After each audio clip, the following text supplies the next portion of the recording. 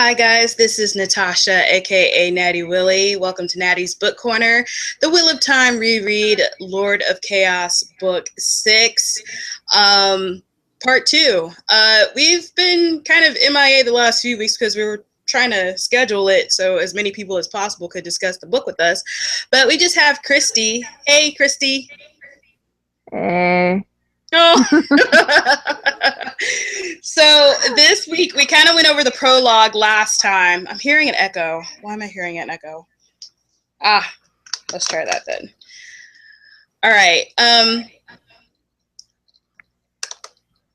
We're gonna go over part 2. Last week we went over the prologue mostly and the Forsaken, and now we're going to go over the ladies of the Wheel of Time that was featured in Lord of Chaos, which is mostly Elaine, Nynaeve, Egwene, the people, or the Aes Sedai at Salidar, maybe a little bit of Elida. I don't know. We'll see how far we go. Okay. Yeah. So there was some awesomeness. I think I like this book more because of mostly what Nynaeve was able to do in this novel and just a lot of the stuff that they were able to discover and recreate. Like Egwene rediscovered traveling by traveling through Tel Arouniad and then speaking with Moghedien about traveling and actually figuring that out.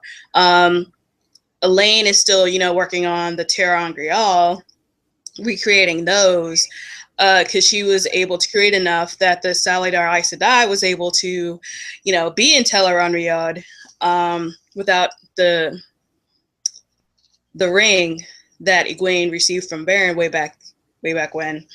And then Nynaeve, while she hasn't completely forgotten over a block, she discovered healing. Yeah, she discovered healing being severed from the source. And we did notice in this book that while she was able to heal Logain completely, she didn't quite heal Swan and Lyanna to the strength that they were prior to them being stilled. So I thought that was an interesting observation, and I think it kind of sucks, but I think considering how Swan immediately wanted to become Amerlin again, and then had to concede to Egwene being picked, was kind of probably better all the way around.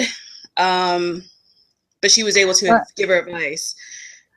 Yeah, I think it was more that she knew that she really wasn't going to be Amerlin again. She figured she'd try for it, but that she was definitely going to have a hand in them picking who was going to be Amerlin. So she was going to make sure that they were steered the right way as to who they were going to pick. And they also did Dahmer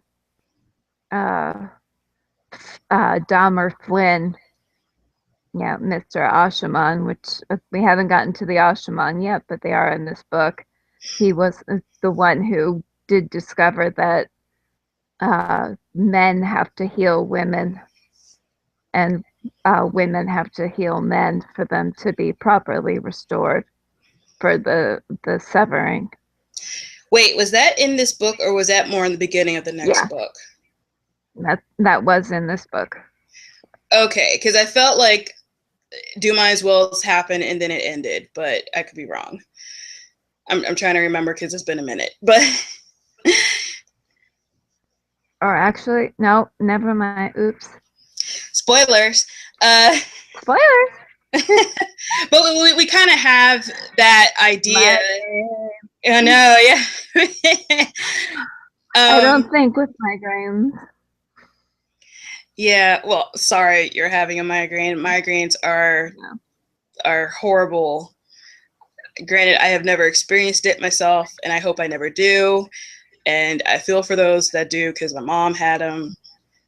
Several people that I know have them, including you. So, yeah. Sigh. So I have bleeding nose migraines. Those ones are the worst. Okay. But anyway. Yeah. So let's first talk about like the fact that Elaine and Naive have pretty much gone to Saladar and are treated as accepted again. Despite the fact that they've made all these discoveries through Mogadine, they're still treated like crap. Or they're still like below or less than, because they're not Aes Sedai. So Nynaeve's kind of better. They're still treated as if they were runaways again. Yeah. And the only thing that saved their skin was the fact that they had the letter from Swan stating that they were out on, a mission from her. Yeah. And Swan actually gets into a lot of trouble for sending them out on that mission because they were accepted. And there was no reason why accepted should have been sent out on a mission like that. Well, considering what happened, I think it was probably a good thing, but yeah, it was the best thing that could have happened to them. I mean, not just like what they discovered and what they learned and their growth in, using the power, but just that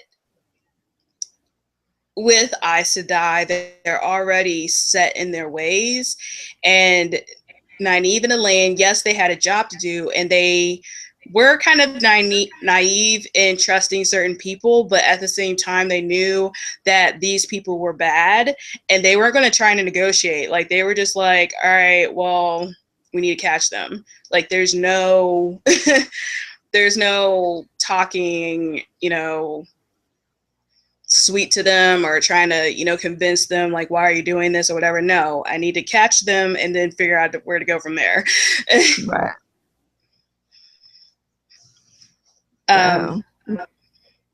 So what did you think about Mogadine just, trying to slide by and be like half butt about teaching them stuff?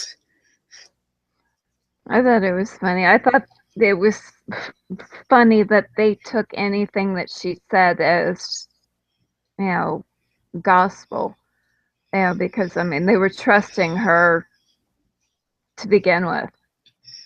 And it's like, you really expect her to be, so what? You're switching her. You're giving her spankings and stuff like that. Like, that's really gonna, convince one of the chosen to tell you the truth. Come on, people. No. So. I think in some ways she was truthful, but what was it that she was completely lying about? How to detect men. Yeah, men channeling. How to detect men channeling. Yeah. Yeah, that was a total lie. Yeah, that was just sad. And then the Saladar Aes Sedai had a visitor from Elida from the White Tower, Tarna. Yeah, Tarna Fair. Yes. And she like approached Elaine and was like, yeah, you need to come with me. It's better for you because Saladar, if the tower isn't whole, Saladar, they're going to fail. Like, they're going to see the White Tower and just be on our side versus people from Saladar. So you need to come with me. Elida's looking for you. You need to come with me, blah, blah, blah, blah. It's better for you. You're not going to be as much trouble. Yeah, Elaine was like, that's total BS. And she had this, gut instinct, not to go with them. And Nynaeve was like in a panic mode. I mean, do you blame Nynaeve for being in panic mode for that? Oh, no. I thought it was really funny that Tarna was more concerned about getting Nynaeve than she was about Elaine. True. Because she actually kicked Elaine out of the room so she could talk to Nynaeve because Elida wanted more information about Rand than she did about Elaine. True. So, I mean, but they also needed the daughter heir. Yeah. I mean, that was a given. And I'm glad that Nynaeve kind of talked to Elaine about it, because Elaine was like, look, what they're doing, the questions that they're asking you, even though Saladar was just as bad, but I feel like in some ways, at least with Saladar, trust wasn't really an issue. It was an issue, but I don't know. I guess because it wasn't Elida, it wasn't as bad. Like, Elida just scares me.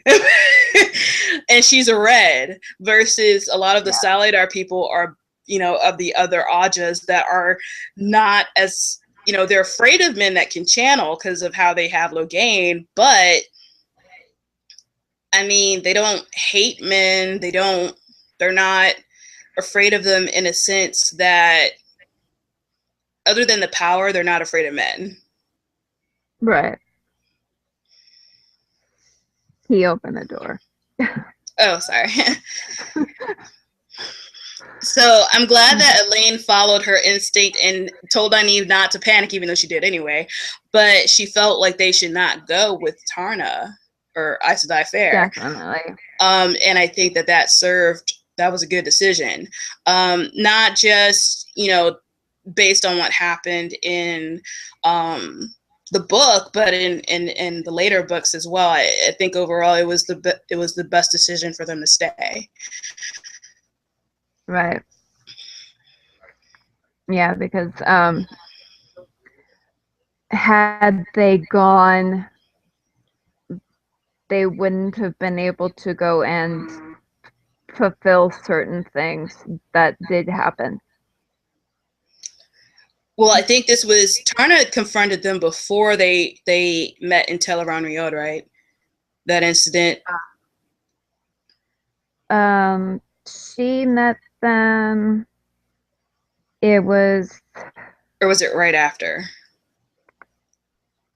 Let me think. Tarna came right before Egwene came to Saladar. So, okay.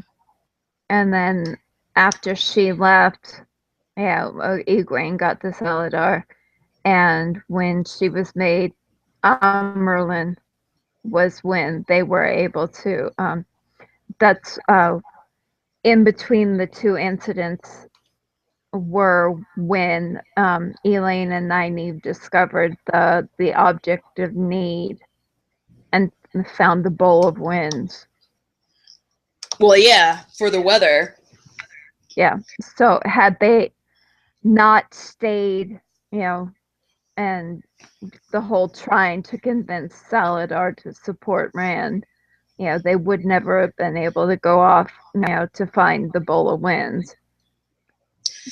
Well, not only that, they wouldn't have been able to discover, healing on being severed, and also, at least with Teleron Riod.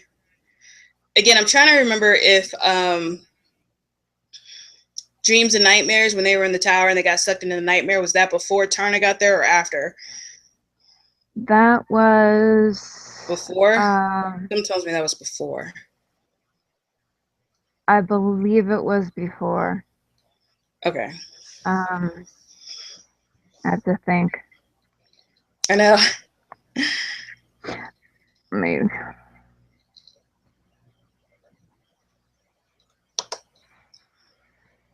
Actually, I'm fairly certain it was before. Okay.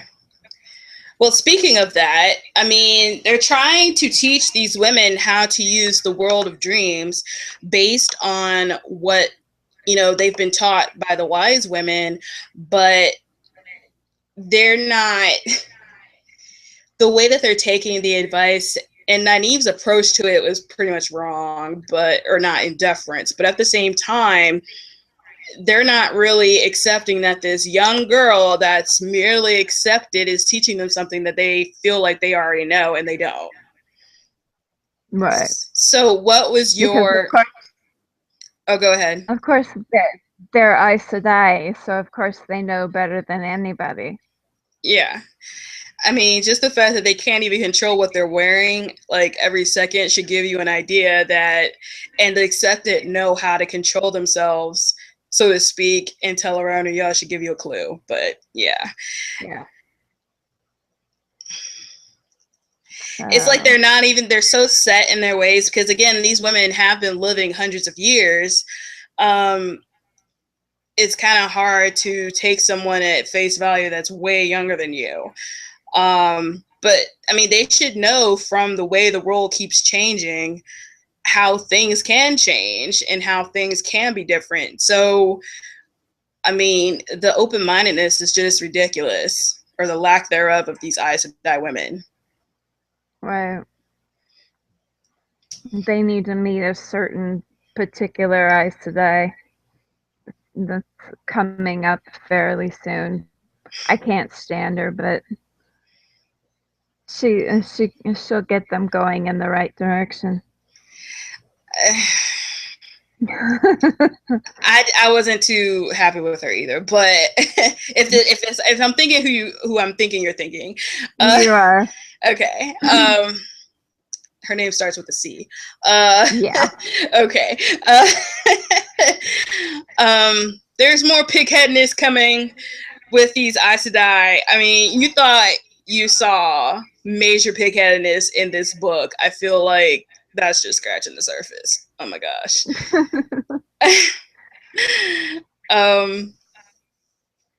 But what did you think of that scene, though? I mean, I was just tripping out the entire time because Nynaeve had left by that point. So she did not... She didn't leave. She got sent out after Lyanna. Yeah. Yeah. Oh, okay, I see. So she wasn't necessarily kicked out, but she had to look for Lyanna, even though she told the women, look, it's not that easy trying to look for someone. Yeah. It's not like she's down the street. Just go do what you're told to do. And it's like, okay, fine. Yeah, I don't know what she did. I try to remember what she did afterwards. She sat there and she went looking for her. Oh, Lord. Okay. She spent the whole night looking for her.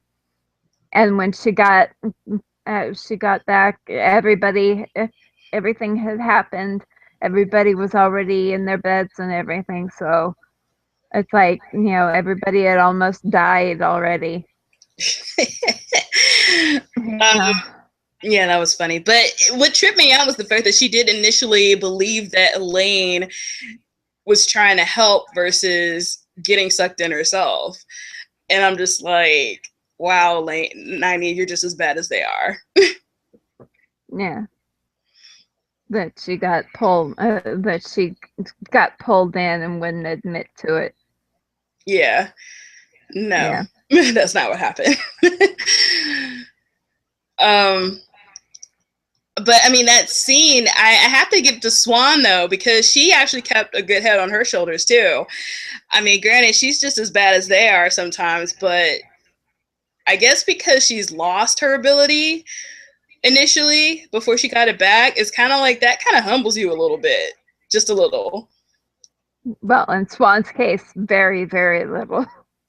Well, yeah, but she still was thinking versus she knew what she was told, so she was able to hold off not being pulled into the nightmare, whereas everyone else managed to get pulled in except for her and Elaine. And I feel sorry for Carlinia. Yeah, I mean, her poor... She and Shiriam got the worst of it. Well, it's their own daggone fault. Wasn't it her fault that she got pulled in the first place? Yeah. No, I don't feel sorry for her. I mean, like, they were holding her head first into, boiling water or whatever, and, or the boiling cook pot, and, she lost her hair and everything. Nope. Yeah. So. Nope, she got pulled in. And then Shiriam and the rest, not thinking, even though Elaine's yelling, don't get pulled into the nightmare. Don't think it's real. Don't accept it. Don't accept it. They still did anyway. Yep. They're like, we have to link. That's by you linking, that's you acknowledging that the nightmare is real. That it's real. Yeah. Yeah, everything can be solved by using the power. Even the teller on your yard. Even though we know for a fact that, thanks to the wise ones, that the power is absolutely, really, truly useless in Teleron Riyadh. I mean, because like Bear can't channel worth a lick. I mean, she has no ability to channel, and yet she's one of the strongest dream walkers there is. Yeah, I mean, that should say something. Really. But they don't. What do they know? What do they know? They're wise women. They're not refined. They weren't taught at the White Tower, even though they haven't had a dreamwalker in years. So what would they know? Versus a tradition that's apparently been very strong in the Aiel women for years.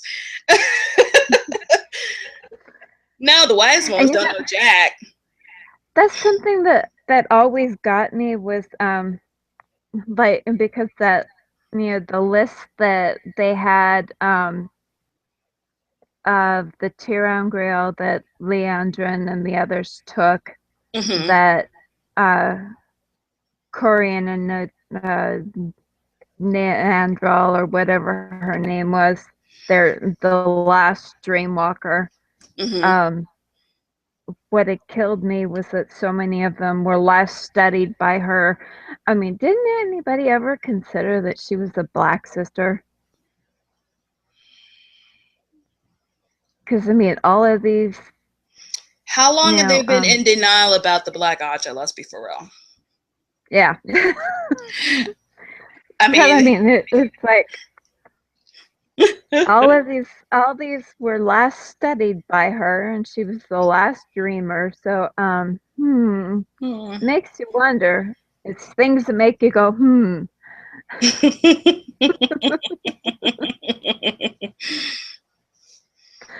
So, but anyway.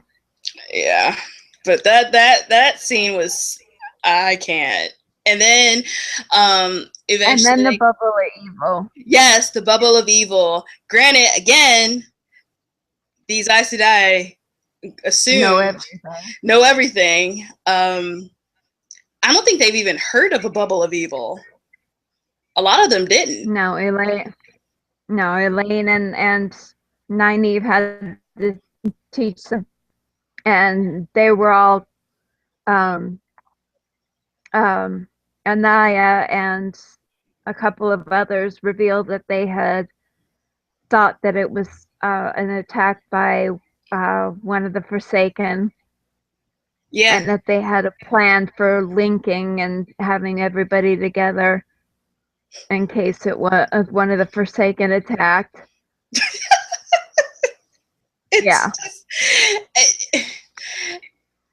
What kills me is you studied, or maybe you weren't allowed to study the Forsaken, and maybe that's part of the problem. Like, you have no idea what their personalities are, so you're just going to automatically assume that that was their mode of attack when they've been sticking around for years. And if it wasn't for Rand, you wouldn't even know that they were around. And most of them don't believe that they're even free. Exactly. So again, mere accepted who have actually experienced the difference between an attack by the Forsaken, because they've been traveling. They have been traveling. They were with Rand at one point, and Moraine, before she died. Hello. They know the difference, and she doesn't know what she's talking about. No. I can't with these women. I mean, it's like the more and more that I reread this series, I'm just like so frustrated with them, and it's it's not like all of them are horrible. It's just there's just some their ways are just so outdated, ignorant. Yes. It just mind boggles me. And then the people that they manage to raise to the Shaw think the same way, or they're taught to think the same way instead of thinking for themselves of new and in new ways of thinking, that it's like, don't even think something different, because otherwise you're just going to be crazy. Right. Other than discovering different, how to travel. That's beneficial, even though it's a mere accepted that, managed to discover it. They probably could have rediscovered a lot of these things a long time ago, but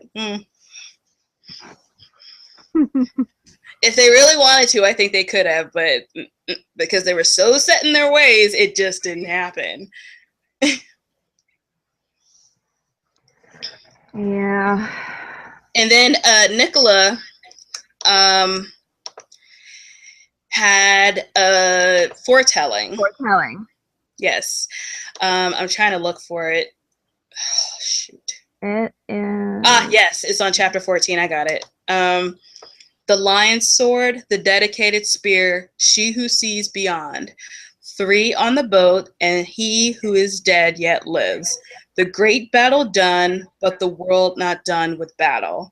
The land divided by the return, and the guardians balance the servants. The future teeters on the edge of a blade. That's loaded. And it's all so easy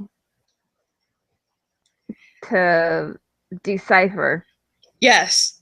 I mean, for us, it's all so easy to decipher.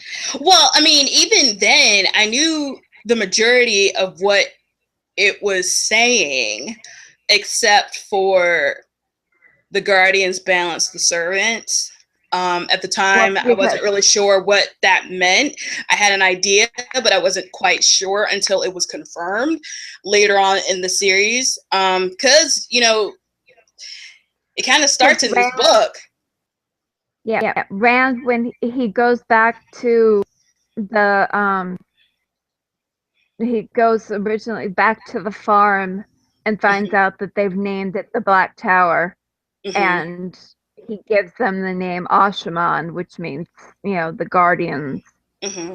So, and Taim sits there and tells him, well, I'd like to, have it to the point where I can, have them balance against the Aes Sedai within a year for you. So, I mean, right there, you've got the guardians balancing the servants. So, I mean, that's in this book. Yeah, so that's not really spoiling anything. So, so that's happening. It's already starting to happen. And the lion's sword, the dedicated spear, and she who sees beyond. I mean, we already know who the 3 that love Rand are. Right. The lion's sword is Elaine. The dedicated spear is Avienda, and she who sees beyond is Min. Right. 3 on a boat, and he who is dead yet lives. This has so much connotation or so much reference to author and Arthurian, legend. Yeah, that's so much King Arthur that it's not even funny. I know. The great battle done, but the world not done with battle. So something, I mean, you kind of figure by the end of this book, Robert Jordan would not have, unless he was really ballsy, decide that they were going to win. Yeah. Like, he could have been ballsy and be like, yeah, let's have the Dark One win, but I doubt it. So, but the world not done with battle, that doesn't surprise me, especially with the next line, the land divided by the return. We already have hints that the Sanshin are coming back. So that's not really a surprise. And the future teeters on the edge of a blade. I'm trying to remember what that meant. That's just basically that the future is it teeters on the edge of a sword. I mean, fighting and everything. Mm-hmm. How they divide the land, by fighting. Who True. it depends on who wins. Mm-hmm. Yep. So.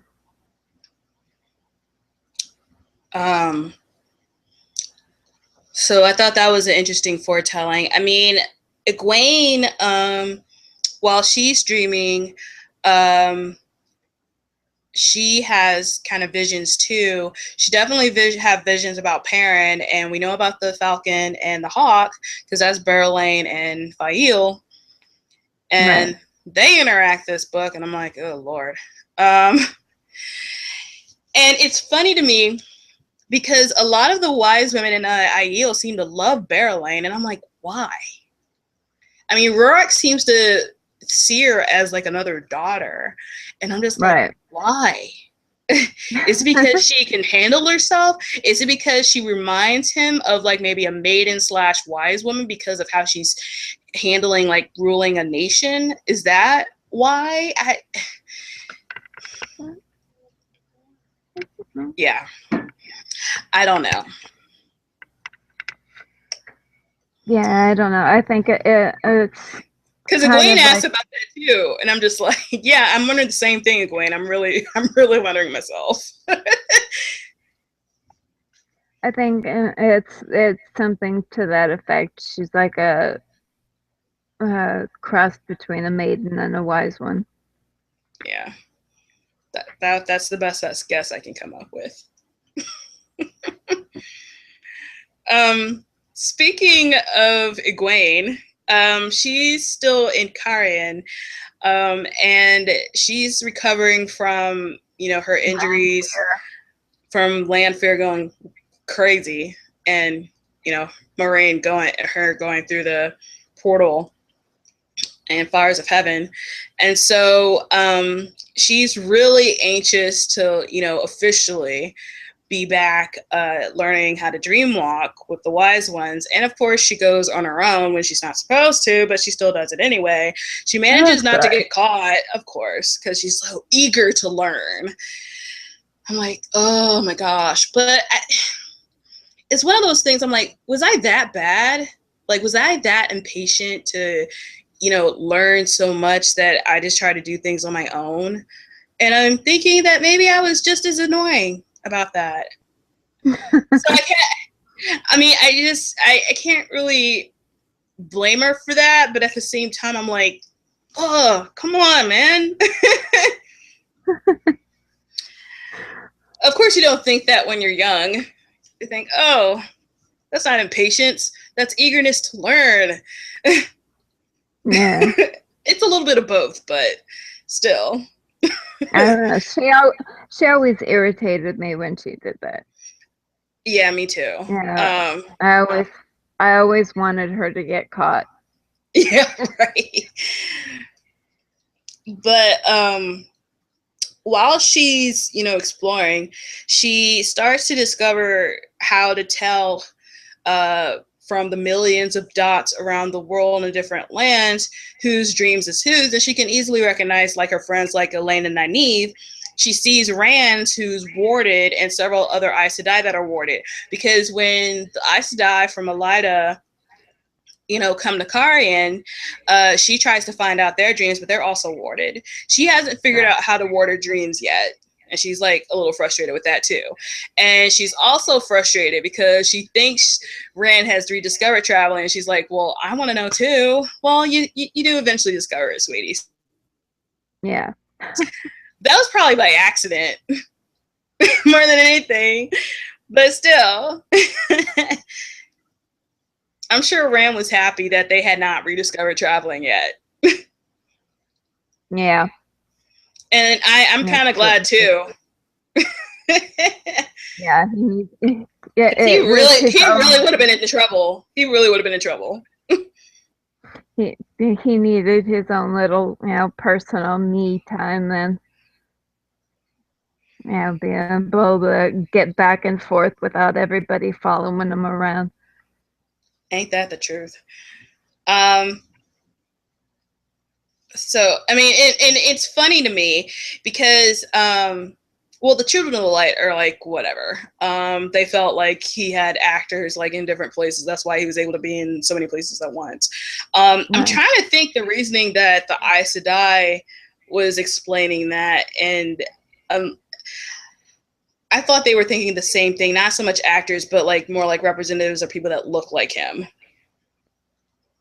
I don't know. It never went into it what they thought about it. I mean, it goes. They are curious, maybe that he rediscovered traveling. I mean, it comes up that, but other than that, they don't really think about it. They don't really discuss it. Okay, it was mostly an acknowledgement from Pedronel that it was a load of crap. So, all right. Right. Okay. So Egwene eventually confesses that she lied to the wise women after she gets summoned to Salidar, that she was pretending to be an Aes Sedai, and she's sorry she has toe. And the wise women, all of them beat her, as well as several other Aiel, not necessarily wise women. So she has met her toe in their eyes because she got beat. She got spanked a lot or whipped a lot. A very lot. And I think, and again, this I think her experience with the Aiel has definitely shaped Egwene to be better, able to face, hint hint, what she may be facing later on as Amyrlin, because Elida's not going to take it that she's Amyrlin. Like, no. Right. Like, her reaction is not going to be like, well, I'm supposed to be the one that brings the White Tower whole. Like, I'm the one that's supposed to be doing that, not anyone else. So it's like it's not even occur to her that it's not going to be her. Right. So and I think just in general, like how the wise women teach her and just what they were teaching her about being a person, her power as a dream walker, that kind of thing, and being able to maybe interpret her dreams a little bit better. I think a lot of that stuff she wasn't really able to interpret, but as readers, we were able to interpret it just fine for the most part. And we had our theories, especially with what's coming up. And we learned more from it than she did. Yeah, we definitely learned more from it than she did. But I think she made a good attempt at, deciphering it. Like, she never understood the hawk and the falcon. Like, she never understood that. Right. But we did because of men. Yes. Only because of men, because otherwise, I mean, it probably would have been obvious because there were two women, obviously, after Perrin, Berelain and Fael, and one was the falcon and one was the hawk. But at the time, we're like, huh? What does it mean? But as soon as we met Fael, I was like, yeah, she's one of them. Who is she? Oh, the falcon. Okay.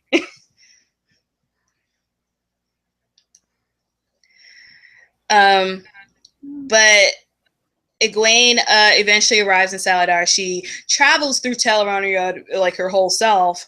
And at that meeting, actually, Rand was listening in. He was eavesdropping. Right. But we can talk about that. No, we can talk about it briefly. Because this is how Matt finds himself in Salidar in the first place. Because of Rand, eavesdropping on their meeting, he knows where Elaine is now. And so he's like, Matt, I need you to go to Salidar. I need you to bring Elaine to me, watch over her. And I mean, Matt offers, to watch over her until she arrives in Caemlyn. So, Matt takes his, vows seriously. And that's one thing, I gotta give Matt.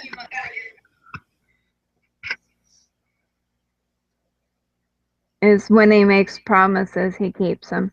Yeah. And it still surprises me how much I hated him in the initial books, like the first 2 books. But as soon as I saw, as soon as I start reading like his point of view, after recovering from, being healed, I loved him. And mostly it was probably because of that quarterstaff fight. I was like, yes, that's it. I'm in love with him now. But that's later. Back to Egwene. So she manages to travel to Saladar, and she finds out that she's going to be Amelin, and she's going to like, okay. Waiting for everybody to tell her it's a joke. Yeah, like she's being pranked. Like she's being punked. Like, is this what? Where's Ashton Kutcher? And but she realizes that it's for real, and she's like, I don't know what I don't know what I'm doing. I haven't even been in an Aes Sedai. I haven't even taken the test. Like, what? I don't understand. So I think, was it Swan in the Power Six? Shiriam and Anaya and Morelli and all them. They start pretty much giving her advice, like what to do. And I thought it was interesting how Egwene kind of immediately started to lean towards Swan more than anyone else. Because at the end of the day, Swan was Amelin. Yeah, she made mistakes, but she was Amelin. So if anyone would know how to be an Amelin, it would be her. Yeah, they set her up to teach her etiquette for an Amelin, and didn't realize that she was going to actually teach her how to be a real Amelin. Yeah, not just a puppet. Right. Because that's what they wanted. They wanted a puppet. And that's not what they're going to get out of a Two Rivers woman. No. And I think even without Swan, they wouldn't have gotten that, period. Because I'm sure she also talked to Nynaeve and Elaine, and I know Elaine would have probably told, and Nynaeve would have told her the same thing. I'm like, no, you're Amelin. You're not a puppet. Right. You're from the Two Rivers. You're the mayor's daughter. Like, you got leadership in you. You need to roll with it. So I'm glad that at the end of the day, they decided that Swan would give her etiquette and be dumb enough or naive enough to think that she was also going to teach them how to be a puppet. So it worked out in their favor, to be honest. I think it's funny that when Egwene finally gets to sit down with Elaine and Nynaeve, and they admit to capturing Mogadine, and Egwene sits there and thinks that Rand will never trust Elaine for using Mogadine, when Rand's, got Asmodean. Yeah. Yeah. Well, he doesn't have them anymore, but. Well, yeah, but Egwene never figured out that was a Forsaken. Yeah. That somehow Asmodean or someone was teaching Rand how to use the One Power. And it makes sense that it was Asmodean out of everybody. Like, seriously, if it wasn't for Asmodean, I think Rand would have been in real trouble. Yeah. But small favors, right? Lanfear was good for something. And actually, because Lanfear in in the Shadow Rising, she had told Rand that the Dark One had wanted Asmodean to teach him so that he could learn, because the other ones couldn't be trusted not to kill him. So he had set that up. Anyway, the Dark One had wanted Asmodean to teach him. So he wasn't a traitor. And then technically. And then and then later on, it's said, and Jordan had said it later, that the Dark One was a little peeved because he had actually wanted to transmigrate Asmodean's soul. So that gives us, the truth about how Asmodean died, that he was bale-fired, so that the Dark One couldn't transmigrate him. Well, not only that, just that he was PO'd that Asmodean was killed in the first place. Right. Because no one told him, they did not get a direct message from the Dark One to kill Asmodean. They were just like, well, they took it upon themselves to do it. We do, I mean, just a hint, we do figure out who it is eventually, but for right now, we don't know. But we have our suspicions. You only find out if you read the glossary of Towers of Midnight. I think you still get major hints. You get hints, but it really doesn't actually say it until Towers of Midnight in the glossary. True. And that's if you didn't have the audiobook, okay? I mean, if you had the audiobook, you were out of luck. Right.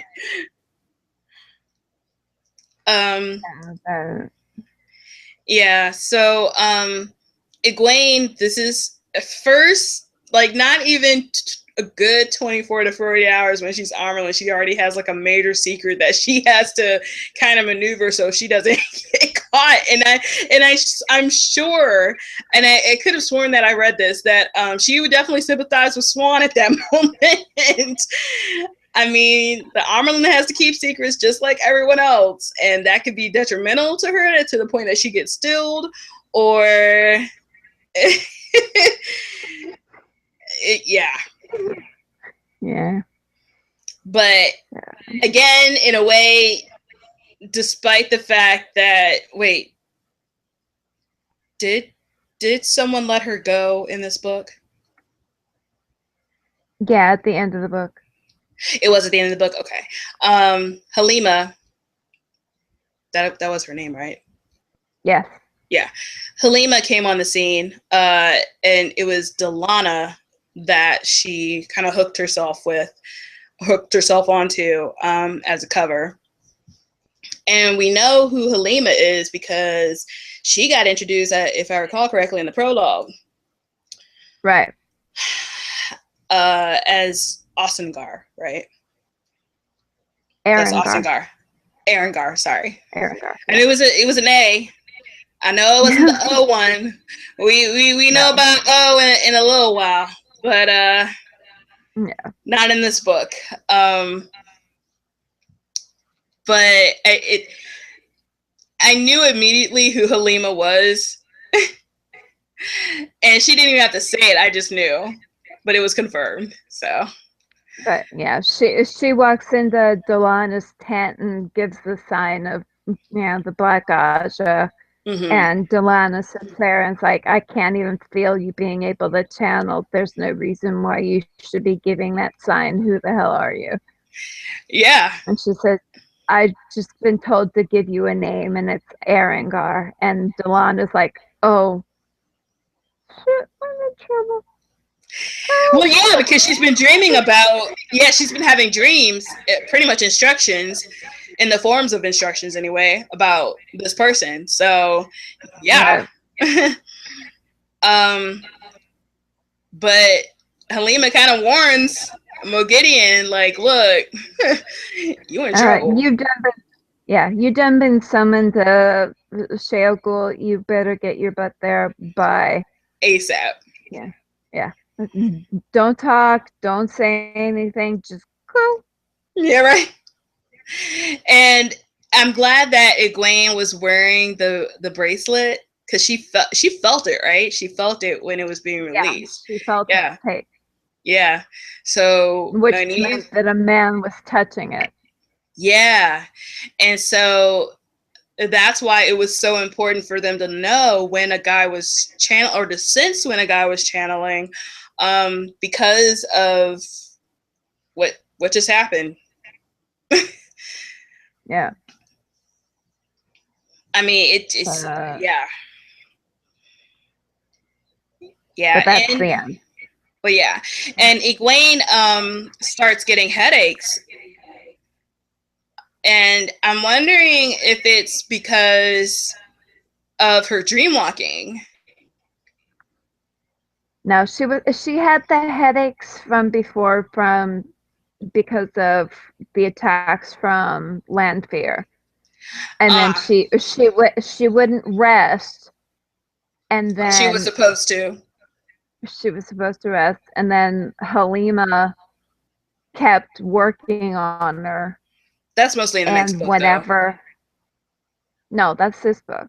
It is in this book? Mm-hmm. Okay. Because Loghain's gone. Ah, yeah. So they can't blame Loghain. Was that the same night that he left, though? No. It was the same night? Yeah, as soon as Loghain is gone is when Halima starts working on Egwene. Telling her you're tensing up, you need to relax and everything, and starts, giving her massages. Gotcha. Because otherwise Loghain would have been able to sense her. Right. Smart cookie. But in a way, I'm glad that Nynaeve was the one that let him go. It was Swan. Swan did it. I thought it was Nynaeve. No, Nynaeve and Elaine were already on their way to Ebudar. And Egwene told Swan to let him go. Okay. Sorry, guys. I could have sworn it was Nynaeve, but I know that Nynaeve healed him. I do remember that. Maybe that's why I thought she also let him go. Okay. That's why he's also adamant when he encounters different Aes Sedai. It's like, who are you loyal to? Are you loyal to Egwene or to Elaida? Because if their answer is to Egwene, that's one thing. But if you're loyal to Elaida, you're in trouble. Because his loyalty is to Egwene because she's the one who set him free before they were gonna kill him. Yeah. It's mind-boggling to me. It's like, all right, well, these guys eventually go crazy. And it's like, I don't seem to recall even anyone remotely trying to heal that. And I gotta give it to Nynaeve. She was even trying to heal the madness. She wasn't just trying to heal Stellan. She was trying to heal anything she could heal. Right. And so, get that ambition should not be like, what do you call it? Discouraged. Okay. I gotta find my mute button. So.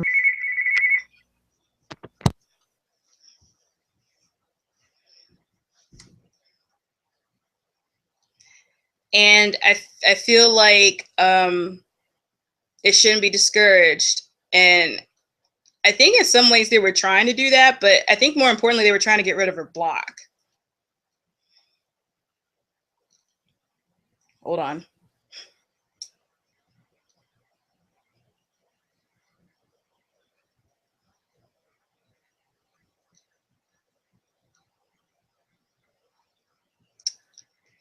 And this is why it's good to have a third person on the conference.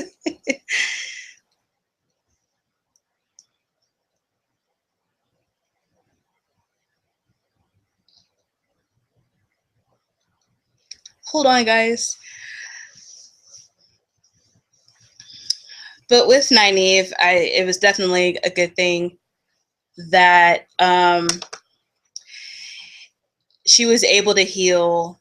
She wasn't discouraged despite the fact that people kept on telling her it was unhealable. You can't heal severing. You can't do this. You can't do that. And she was able to do it because she was determined. So I got to give Nynaeve props for that. And I think a lot of her stubbornness is a good thing, but sometimes the way that how she interacts with people and her stubbornness is not good. Stubbornness is good when it comes to, trying to realize your dreams and not, you know, listening to people that try and tear you down as far as, you know, you can't do this. It's not, you can't do it. It's never been done. It won't be done, kind of a thing. So.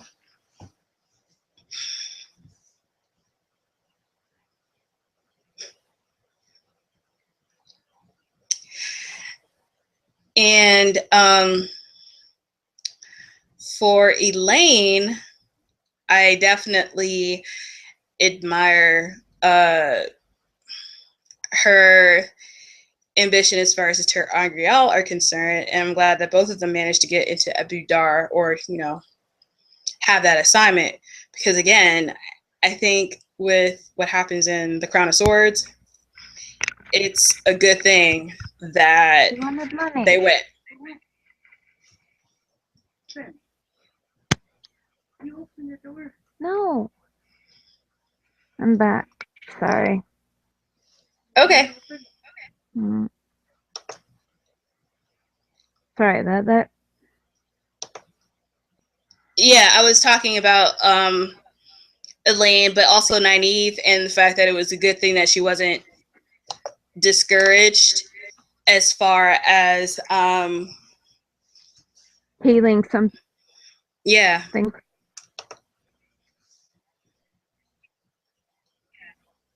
Yeah, I was kind of listening. Okay. I was trying to fill in while you were talking.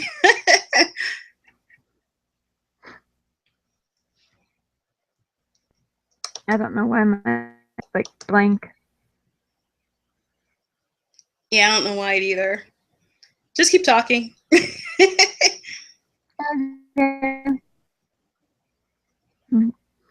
But yeah, give a lot of credit. They're stubborn. I mean, look at every, and you know, you're wasting your time. You know, don't bother doing that. And she does it anyway. Exactly. I said that the exact same thing. Now, some of her stubbornness, like I said before, is not a good thing, especially how she interacts with people sometimes and her approach to people sometimes. But as far as her, you know, trying to learn as much as possible and being able to figure out different ways of healing, that's a good thing.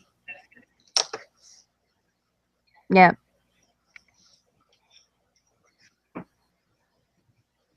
So I think that's pretty much all of the ladies for the most part. Yeah, for right now. Real quick, because Gowan is part of this a little bit.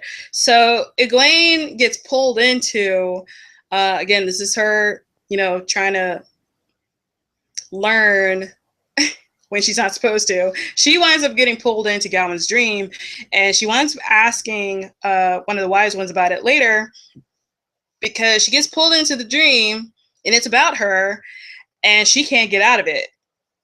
Now, normally, I think she would have been strong enough to get out of it, but because apparently it's someone that really has strong feelings for her, she's not able to really leave the dream as she would maybe by not imagining that it's real. So she gets pulled in, and she's like, where am I?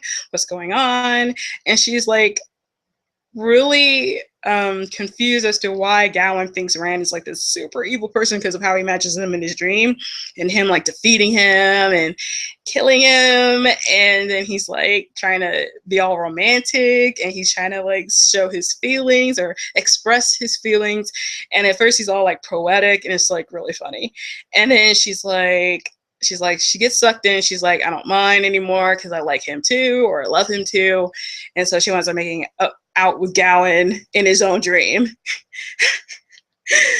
which is hilarious. So then she winds up meeting him in the in Carian, because he's with the Aes Sedai from Alida. And so they make out there too in this hotel, in this inn. And he like, accuses Rand of, killing more gays, and Egwene doesn't really step into Rand's defense. And I'm just like, really, Egwene? You know how he is about women. And he blames himself, but he didn't technically kill her. She was already dead when he got there. He felt like his actions could have prevented her death, but he didn't kill her. But she never really talked to Rand, at least not like that anyway, and pretty much asked him, like, what happened to Morghese or Queen Morghese, what happened, because she was already injured by the time they went to Camelin. And so I thought it was a little disappointing of Egwene to not immediately come to Rand's defense, considering how she knows him. Now, granted, she doesn't know him as well anymore because they haven't been communicating. But again, it was definitely disappointing how she treated him. And we lost Christy. And I think I'm going to have to see if she comes back. Hopefully she comes back soon. But I think as far as Egwene's concerned, that was a little disappointing. But I was kind of, again, happy for her because Gawain really likes her, or, really loves her, even though they haven't really known each other long. Neither here nor there. But they were making out. At least they got a little loving going. At least they know each other's feelings, so to speak. And so Gawain's not, insecure about the fact that she may have feelings for Gawad. So that's good. At least they cleared that up. That's only one thing that they cleared up. But that was like right before she went to Salidar. But she does say goodbye to him, and, they try and say how they'll communicate with each other. So then she leaves. But again, Gawain is on a downhill slope for me. And this book kind of clinches it for me. So I think what we're going to do is, since Christy's not back yet, we're just going to go ahead, and we've covered the majority of what happened with the ladies of Lord of Chaos. The main women anyway, the main female characters. And next time we will discuss the men, mainly Perrin, Mat, and Rand, the events leading up to Do Might As Wells. And granted, we didn't talk about all the ladies, but I think we'll definitely, because Varen was more involved with Rand in this book and Alana and what happened with him, that it's more of a discussion with what happened in relation to Rand versus just in general of what happened with ladies in general of the books. So we'll see you guys next time. Thanks for listening. Thanks for dealing with our technical difficulties. And we'll talk to you soon, all right? Bye.